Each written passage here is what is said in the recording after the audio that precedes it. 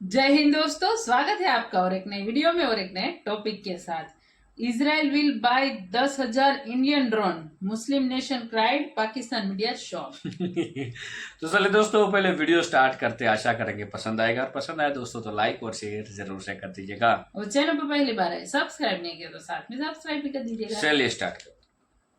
तकनीक की दुनिया का शहंशाह इजराइल, जिसने सूरत की कंपनी के साथ 10 साल तक सालाना 1,000 ड्रोन खरीदने का करार किया है, यानी 10 साल में कुल 10,000 ड्रोन। ये जो है बहुत ही महत्वपूर्ण है और इसी ड्रोन को इजराइल की कंपनी भारत से खरीदेगी, आगे सूरत से खरीदेगी। ये जो ड्रोन है इसको विशेष प्रकार से तैयार किया गया है। आज एक बड़ी इंपॉर्टेंट पार्टनरशिप है जो कि डेवलप हो रही है, इसको हम डेवलपिंग मैं तो कहूंगा, और वो इंडिया इजराइल और ये बहुत सारे लोगों का कहना ये है कि इंडिया जो है वो इजराइल के करीब हो रहा है। देखिए, ये कोई ढकी छुपी बात तो है नहीं कि मोदी की एक अफिनिटी है नेतन्याहू के साथ, और बहुत क्लोजली इजराइल और इंडिया जो है काफ़ी अरसे से जॉइंट ऑपरेशंस कर रहे हैं, जिसके अंदर उन्होंने अपनी आर्मी के भी जॉइंट ऑपरेशन ट्रेनिंग की है, आर्म फोर्सेस की। क्योंकि उनकी जीडीपी देख लें, उनके यहाँ आप टेक्नोलॉजी में जो तरक्की हुई है वो देख लें। ये टेक्नोलॉजी को जब आप अपने हाथ में ले लेते हैं ना, तो फिर तो आप दुनिया पे हुकूमत शुरू कर देते हैं, जो कि पूरी दुनिया में एक इंतहाई यूनिक किस्म की इन्वेस्टमेंट है। सही है। तो और दूसरा एक कहा गया था कि इंडिया जो है वो इजराइल मॉडल लेके आ रहा है कि जिस तरह इजराइल जो डील कर रहा है उसी तरह जो है वो इंडिया डील करेगा, जिस तरह को रेप्लिकेट करके वो यहाँ पे डेमोग्राफिक चेंजेस ला रहे हैं, और जिस तेजी के साथ ला रहे हैं, इनका आपस में बहुत मुकाबला के वो भारत के नजदीक, और वो ट्रांसफर ऑफ टेक्नोलॉजी की बातचीत हो रही है। आगे आने वाले टाइम में हमारे को टेक्नोलॉजी भी ट्रांसफर होगी।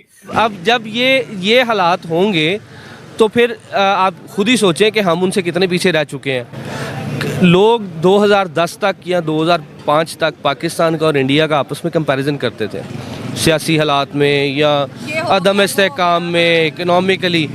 आज अगर आप कंपैरिजन करें पाकिस्तान का इंडिया के साथ, तो वो नहीं बनेगा। जय हिंद दोस्तों, भारत और इजराइल के बीच एक अहम डिफेंस समझौता हुआ है, और भारत ने तो भाई साफ साफ कह दिया कि हम अपने वेपन्स अपने फ्रेंडली कंट्रीज को बेचेंगे, जिसको जो करना है कर ले। ठीक है, चाइना वेपन सप्लाई करता है, कोई कुछ नहीं बोलता है। जिस मर्जी देश को वेपन सेल करता है, यूएसए, रूस, जर्मनी, जिन मर्जी देश को वेपन सेल करते हैं, कोई कुछ नहीं बोलता है।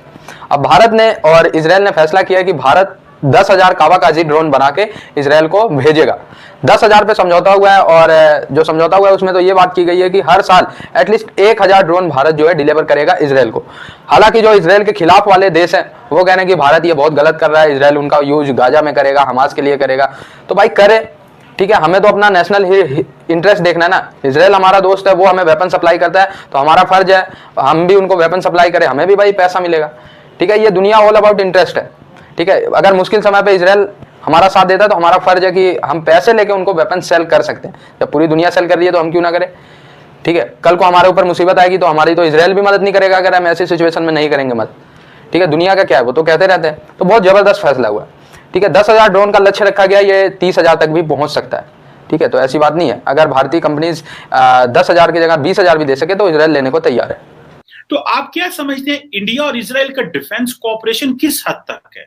क्या कोई इंडिया इजराइल की कोई इस तरह की जो बायलैटरल डिफेंस मैकेनिज्म है टू टारगेट अदर कंट्रीज, या कि ये एक आप समझते हैं कि बायलैटरल लेवल पे है?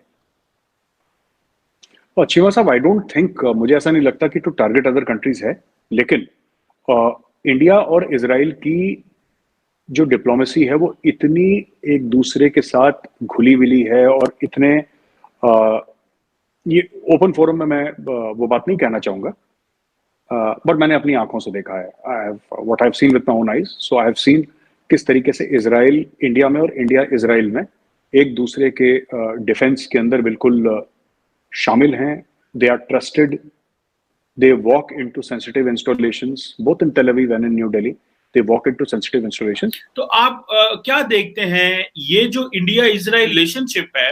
मैं थोड़े दिन पहले एक अरब जर्नलिस्ट से भी बात कर रहा था इस हवाले से। आप कैसे देखते हैं ये basically what is the significance of this? ये प्योरली इकोनॉमिक एंगेजमेंट है, ये एक बायलैटरल एंगेजमेंट है, या क्या आप समझते हैं एक नया ऑर्डर जो है वो लिखा जा रहा है? ऐसा यहाँ पे कई लोग फॉरेन ऑफिस में, चीमा साहब, ऐसे हैं जिनको ऐसा लगता है कि there is a new order emerging and the world is up for grabs. अब वो क्लियर लाइंस नहीं रह गई जैसे कि अमेरिका एक है या चीन का एक ब्लॉक है, ऐसा नहीं है।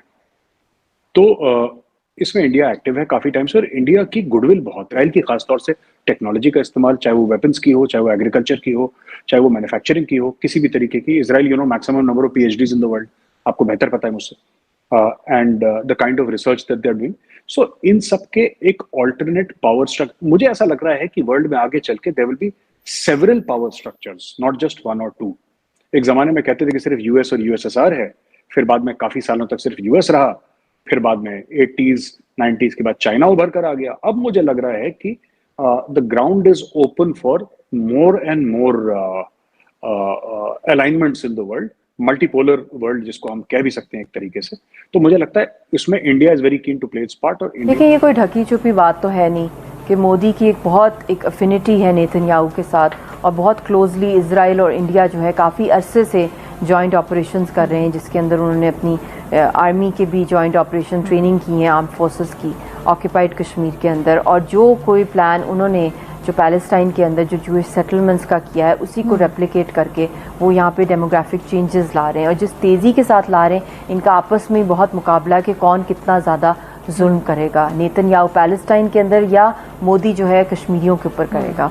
मगर हमें जो लग रहा है कि हिंदुस्तान जो है नेतन्याहू से कहीं ज़्यादा आगे रिकॉर्ड में जो है, अट्रॉसिटीज़ के हवाले से एस्केलेशन और जो क्लैम्प डाउन और बैरियर्स और जो ब्लॉकेज हैं वो पैलेस्टाइन से भी कहीं ज़्यादा जो है वो बढ़ाता जा रहा है, कि किसी को एक्सेस ही नहीं है, किसी को इन्फॉर्मेशन ही नहीं मिल सकती, इतनी अंडर रिपोर्टिंग है, इतना ज़्यादा जो है वहाँ पे। आपने बड़ा ये बेहतरीन मुआवजा किया है कि इसराइल का जो आपने मुआवजा किया है भारत के साथ, कि इनका बाकायदा एक मुकाबला जारी है, और इनको खुदा का खौफ खाना चाहिए, इनको शर्म आनी चाहिए, इनको कुछ खौफ होना चाहिए, अल्लाह से डरना चाहिए कि मुकाबला किस चीज़ का जारी है, कि जी हम में से जालिम ज़्यादा कौन है, जुल्म बर्बरी की दास्तान रकम कौन ज़्यादा करेगा। अच्छा मशाल साहब, भारत का जो खौफनाक चेहरा है, मकरू चेहरा है, वो तो एक्सपोज हो गया, सबके सामने आ गया। भारतीय सुप्रीम कोर्ट ने भी अभी जो फैसला सुना दिया है। इस सब में मेरा सवाल है कि इंसानी हकूक के जो अलंबरदार इदारे हैं, जो बड़े चैंपियन बने फिरते हैं कि इंसानी हकूक की हम बात करते हैं, ये खामोश क्यों हैं? दफ्तरों पे ताले लगा दें फिर अपने। ये देखिए, ये बड़ी बदकिस्मती रही है कि ओवर द डेकेड्स इतने ज़्यादा मैसेकर्स, इतने ज़्यादा जेनोसाइडल एक्ट्स, वॉर क्राइम्स होते रहे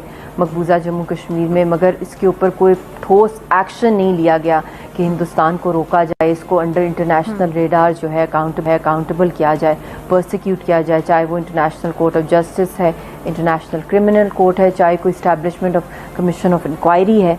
कंडेमनेशन ज़रूर आई हैं, रिपोर्ट्स बड़ी स्ट्रॉन्ग आई हैं, डोसियर्स भी आए हैं, मगर अब जो इस वक्त जो टर्निंग पॉइंट है हिस्ट्री के अंदर, जो हम देख रहे हैं कि पूरी की पूरी ग्लोबल पब्लिक जो है वो एक साइड पे है, दुनिया के इदारे एक तरफ हैं। जब इंडिया की इकोनॉमी ऊपर बढ़ी और एक लेवल पे पहुंची, फिर इंडिया ने बोला कि why talk the language of religion, talk the language of dollars that everybody speaks.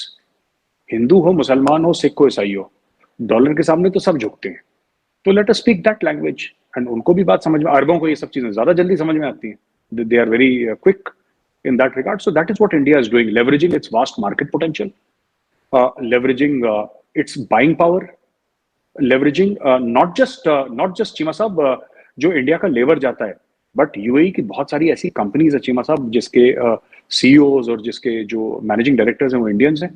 leveraging that sort of power and leveraging our diplomacy, जिस तरीके से मोदी जी को हाथों हाथ लिया जाता है और सबसे बड़ा सम्मान दिया जाता है, सबसे बड़ा उनको रिकॉग्निशन दिया जाता है उस मुल्क का, ये सब चीजें रिकॉग्नाइज करके एक और अलाइनमेंट बनाने की कोशिश की गई, और इसमें अमेरिका भी काफी हद तक ऑन बोर्ड है चीमा साहब। बिल्कुल ठीक। तो दोस्तों, ये ड्रोन समझौता और भारत और इजराइल के बीच जो डिफेंस टाइज हैं उनका मजबूत होना बहुत ज्यादा जरूरी है, क्योंकि आप देखो इजराइल उधर जो मुस्लिम देश है और अपने दुश्मन देशों से घिरा हुआ है चारों तरफ से, लेकिन जम के टैकल करता है। वहीं भारत को अगर हम देखें तो भारत भी ऑलमोस्ट घिरा ही हुआ है, पाकिस्तान, चाइना, ठीक है, उधर से मालदीव की तरफ से भी चाइना का एक्सेस है, श्रीलंका की तरफ से भी चाइना का एक्सेस है, नेपाल की तरफ से भी चाइना का एक्सेस है। हालांकि भारत ने काउंटर कर रखा है, लेकिन ऐसी सिचुएशन में जो डिफेंस टाइज है दोस्त देशों के साथ, वो मजबूत होना बहुत ज्यादा जरूरी, ठीक है। अगर मजबूत नहीं होगा तो कल को चाइना या पाकिस्तान मिलकर भारत के ऊपर भगवान न करे ऐसा अटैक करते हैं तो कौन साथ देगा हमारा, अगर हम मुश्किल में अपने दोस्त देशों का साथ नहीं देंगे।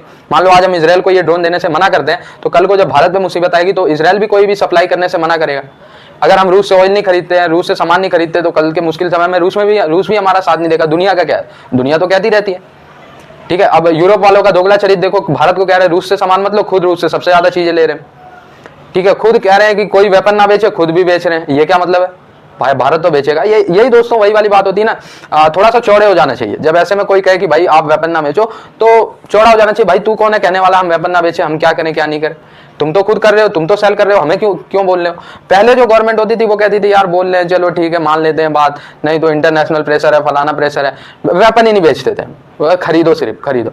अब जब खरीदोगे तुम दूसरे पे डिपेंडेंट हो तो दुनिया कुछ नहीं कहेगी, ठीक है, लेकिन बेचोगे तुम्हारी आर्थिक विकास होगी तो दुनिया मुंह फाड़ेगी फिर। ठीक है, तो ये सब जो करंट गवर्नमेंट है इन्होंने बहुत अच्छे से डील किया है। आई होप ये वीडियो आपको अच्छा लगा, जुड़े रहे ऐसी वीडियोस के लिए। तब तक के लिए धन्यवाद, जय हिंद। थैंक यू दोस्तों वीडियो को यहाँ तक देखने के लिए। पाकिस्तान को भाई हर एक चीज में प्रॉब्लम है। कमर सिंह तो इतने ध्यान पूर्वक बातें कर रहे हैं मेजर साहब के साथ भाई कि ऐसा लग रहा है कि यही पाकिस्तान का बड़ा प्रधान है, मतलब वजीर आजम पाकिस्तान। ठीक है तो भाई इजराइल के साथ पहले से ही भारत का रिलेशन है। इजराइल ने कई बार भारत की हेल्प की है। तो जब हमारी देखो दोस्त वही कहे जाते हैं जब हमारी कोई मजबूरी हो तभी काम आते हैं। दोस्त वो नहीं होते जब हम खुशहाल है, पैसा सब कुछ है तभी जो बहुत लोग दौड़े आते हैं, वो कभी दोस्त नहीं हो सकते आप। लेकिन जब हमें कोई दिक्कत है, उस वो ही हमारा दोस्त है, वो खुद की मान लेता है ना, वही सच्चा दोस्त होता है। तो ये करना चाहिए। और भारत तो भाई क्या बोलते हैं रोजगार के लिए मेहनत कर ही रहा है। ठीक है, इकोनॉमी ऐसे ही आगे नहीं बढ़ सकती, सब कुछ करना पड़ेगा, शाम दाम दंड भेद सब कुछ अपनाना पड़ेगा। बाकी दोस्तों वीडियो आपको कैसी लगी कमेंट में लिखकर जरूर बता दीजिए। फिलहाल दोस्तों आपसे विदाई ले रहे हैं, लेकिन मिलेंगे और एक नई वीडियो में आपके साथ। टिल देन जय हिंद जय भारत।